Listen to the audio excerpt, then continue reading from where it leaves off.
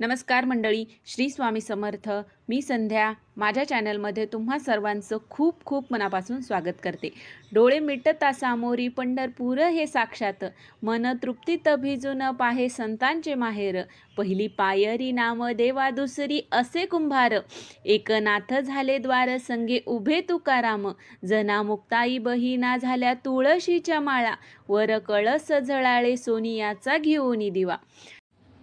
तर बघा मंडळी, 6 जुलैला आलेली आहे आषाढी एकादशी. ही आषाढी एकादशी ही खूप महत्त्वाची मानली जाते. बघा, जर आपण एक आषाढी एकादशीचं व्रत केलं तर आपल्याला 12 महिने एकादशी केल्याचं पुण्य आपल्याला मिळत असतं. म्हणून ही आषाढी एकादशी खूप महत्त्वाची मानली जाते. बघा, बरेचसे असे विठ्ठल भक्त आहेत जे दुरून दुरून चालत पंढरीला विठू माऊलीच्या दर्शनासाठी जातात. पण बघा, आता प्रत्येकालाच एका पंढरपूरला जाणं शक्य होतंच असं नाही.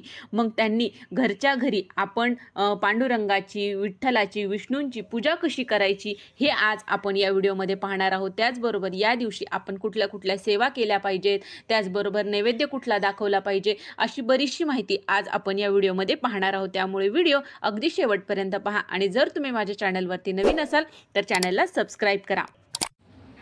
तर बघा मंडळी, 6 जुलैला आलेली आहे आषाढी एकादशी. त्यालाच देवशयनी एकादशी सुद्धा म्हणतात. बघा, ही एकादशी खूप महत्त्वाची मानली जाते. या एकादशीचं व्रत जर एका एकादशीचं व्रत आपण केलं तर आपल्याला 12 महिने एकादशी केल्याचं पुण्य आपल्याला मिळत असतं. म्हणून ही एकादशी खूप मोठी आणि महत्त्वाची मानली जाते. तर बघा, या एकादशीला आपण घरच्या घरी अगदी साध्या पद्धतीने आपल्या घरीच आपण पूजा करायची आहे.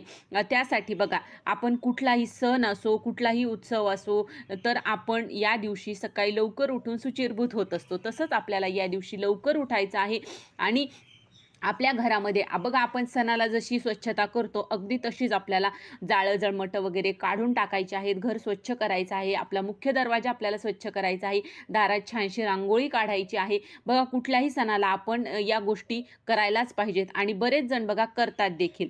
तर या गोष्टी आपल्याला करायच्या आहेत. त्यानंतर सर्वात अगोदर आपल्या देवांची आपल्याला पूजा करून घ्यायची आहे. त्यानंतर या दिवशी आपल्याला तुळशीची पूजा म्हणजे चुकवायची नाही. आपल्याला आवर्जून तुळशीची पूजा करायची आहे.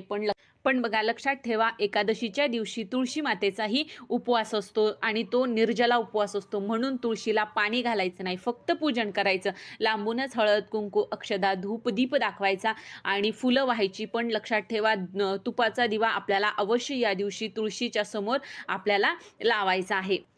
त्यानंतर बघा, आपल्या सर्वांच्या घरामध्ये विठ्ठल रुक्मिणीची मूर्ती असतेच आणि जर नसेल तर बाळकृष्णाची मूर्ती असेल तरीही चालेल, त्याची सुद्धा आज आपण पूजा करायची आहे. तर बघा मंडळी, आता आपण हे पाहू की घरच्या घरी आषाढी एकादशीची साध्या पद्धतीने आपल्याला पूजा कशी करायची आहे. तर बघा मंडळी, सर्वात अगोदर आपली देवपूजा झाल्याच्या नंतर आपल्याला ही पूजा करायची आहे.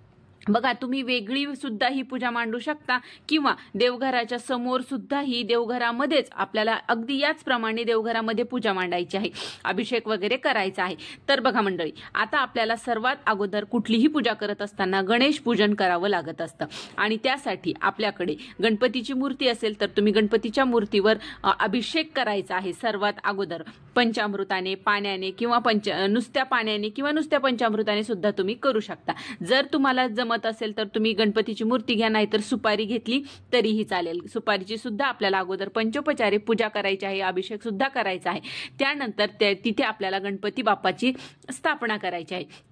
गणपती बाप्पाला जोड विड्याच्या पानावर अक्षदा टाकून त्यावर ठेवायचं, त्यांची पंचोपचार पूजा करायची. हळद कुंकू अक्षदा धूप दीप नैवेद्य दाखवायचा आहे. गणपती बाप्पाची पूजा केल्याच्या नंतर बघा, तुम्ही आपल्या देवघरामध्ये असलेल्या बाळकृष्णाची सुद्धा पूजा करू शकता. जर तुमच्याकडे विठ्ठल रुक्मिणीची मूर्ती असेल तर त्यांची सुद्धा तुम्ही पूजा करू शकता. विठ्ठल रुक्मिणीची नसेल तर फक्त बाळकृष्णाची केली तरी देखील चालेल. तर बघा, जर तुमच्याकडे विठ्ठल रुक्मिणीची मूर्ती आहे तर त्या मूर्तीवर आपल्याला अगोदर पाण्याने, नंतर पंचामृताने. आता पंचामृतामध्ये बघा, तुम्ही वेगळं वेगळं पंचामृत सुद्धा घालू शकता किंवा सर्व एकत्र करून दही, दूध, मध, साखर आणि तूप एकत्र करून त्याचं सुद्धा तुम्ही पंचामृताने अभिषेक करू शकता. अभिषेक करत असताना, पांडुरंगाचा अभिषेक करत असताना किंवा आपण बाळकृष्णाचा सुद्धा अभिषेक करत असताना आपल्याला पुरुष सूक्ताचं पठण करायचं आहे. जर नाही तर आपला विठ्ठलाचा आपला जय जय राम कृष्ण हरी, जय जय राम कृष्ण हरी असं म्हणत सुद्धा तुम्ही अभिषेक करू शकता।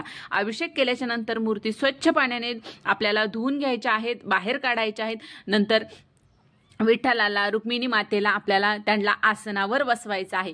जर समजा वेगळी पूजा मांडत असाल तर तुम्ही आसन मांडू शकता, नाहीतर देवघरामध्ये त्यांना जागच्या जागेवर ठेवून द्यायचं आहे। तिथे त्यांना पांडुरंगाला आपल्याला चंदन, अष्टगंध, बुक्का लावायचा आहे आणि रुक्मिणी मातेला हळद, कुंकू, अक्षदा, धूपदीप नैवेद्य दाखवायचा आहे। बघा, अशा अतिशय साध्या पद्धतीने मी सांगते त्या पद्धतीने सुद्धा तुम्ही पूजा करू शकता किंवा वेगळी सुद्धा तुम्ही पूजा करू शकता। हे झाल्याच्या नंतर आपल्याला त्यांची आरती करायची आहे। आता आरतीमध्ये अगोदर गणपती बाप्पाची, नंतर पांडुरंगाची आपल्याला आरती करायची आहे। बघा मंडळी, या दिवशी आपल्याला नैवेद्य दाखवायचा असतो, तर नैवेद्यामध्ये आपल्याला उपवासाचेच पदार्थ आपल्याला नैवेद्यामध्ये दाखवायचे आहेत।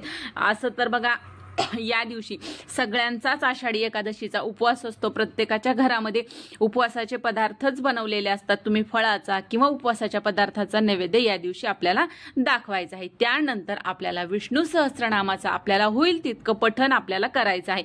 बघा, आपण ज्यावेळेस कुठलीही पूजा करतो ना, त्यानंतर आपल्याला सेवा करणं हे तितकंच महत्त्वाचं असतं।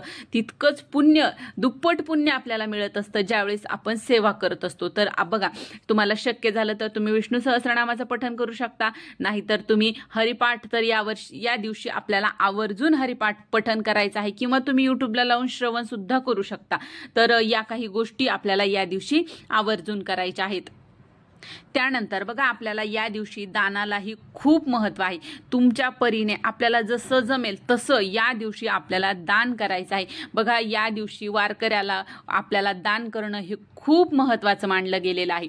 पण बघा, जर आपल्याला वारकरी नाही मिळाला, जो कोणी मिळेल, बघा रस्त्यावर भिकारी असतात, गरीब असतात, त्यांना देऊ शकता, नाहीतर आपल्या शेजारी पाजारी कुणीही लहान मुलं असतात त्यांना राजगिऱ्याचा लाडू तरी आपल्याला या दिवशी आवर्जून द्यायचा आहे। जर तुमच्या जवळ एखादं विठ्ठल रुक्मिणीचं मंदिर असेल तर तिथे सुद्धा तुम्ही आवर्जून जा आणि ही सेवा तिथे सुद्धा तुम्ही अशा प्रकारे पूजा करू शकता। आणि या दिवशी विठ्ठलाला, त्याचबरोबर भगवान विष्णूंना म्हणजे बाळकृष्णाला तुळशी ही आवर्जून अर्पण करायची आहे। तुळशीला या दिवशी खूप खूप महत्त्व असतं, त्यामुळे आपल्याला या दिवशी तुळशी पूजनही करायचं आहे आणि तुळशी सुद्धा पांडुरंगाला अर्पण करायची आहे। तर बघा, जरी आपल्याला पंढरपूरला जाणं शक्य नाही झालं तर घरच्या घरी अतिशय साध्या पद्धतीने आपण अशा प्रकारे पूजा करून पांडुरंगाच्या चरणी आपली सेवा रुजू करू शकता। तर ही छोटीशी माहिती होती जी मला तुमच्यापर्यंत पोहोचवायची होती। जर तुम्हाला हा व्हिडिओ आवडला असेल तर व्हिडिओला लाईक करा, जास्तीत जास्त लोकांपर्यंत हा व्हिडिओ शेअर करा आणि माझ्या चॅनलला सबस्क्राईब करा।